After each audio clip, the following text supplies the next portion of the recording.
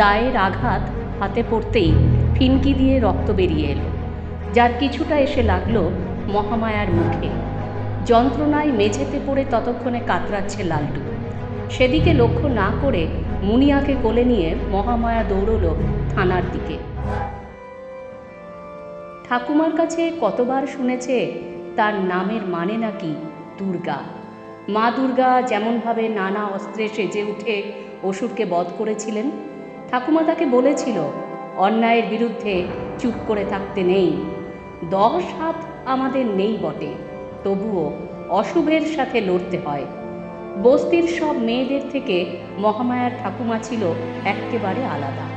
ঠাকুমা বাবাকে অনেকবার করে বুঝিয়েছিলেন এত তাড়াতাড়ি বিয়ে না দিয়ে মেয়েটাকে পড়াশোনা করাতে, কিন্তু 10 বিঘা চাষের জমি আর পৈতৃক একটা পাকা বাড়ি আছে যে পাত্রে, সে পাত্র কীভাবে হাতছাড়া করা যায়।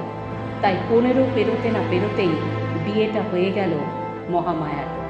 সংসারের চাপে এতদিন ঠাকুমার সেই সমস্ত কথা ভুলে গিয়েছিল মহামায়া, কিন্তু আজ আর সহ্য হলো না।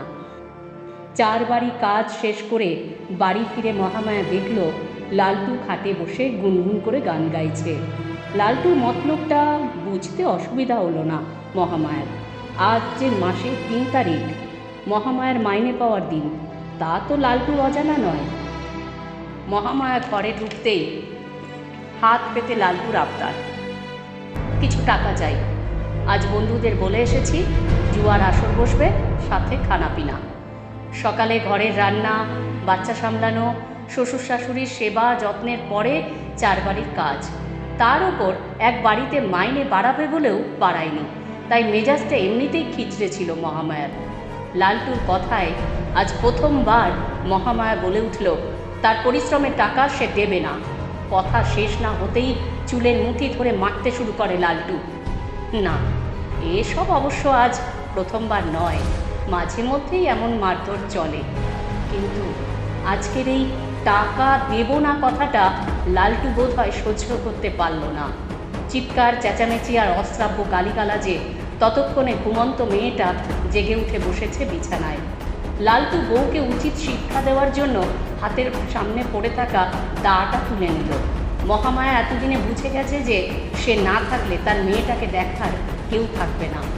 শুধু আত্মরক্ষা নয়, মেয়েটাকে মানুষ করার তাগিদে আজ যেন হঠাৎই জ্বলে উঠল মহামায়া। লালটুর হাত থেকে ছুঁড়ো মেরে দাটা কেড়ে নিয়ে বসালো সেই হাতেই। যন্ত্রণায় কাতর লালটু এক ঝটকা তাকিয়ে দেখল তার শান্তশিষ্ট বউটার দিকে। কোথায় সে ভীরু মুখ? আজ সত্যিই যেন 10 হাতে অস্ত্র তুলে নেওয়া মহামায়া হয়ে উঠেছে সাক্ষাৎ মহামায়া।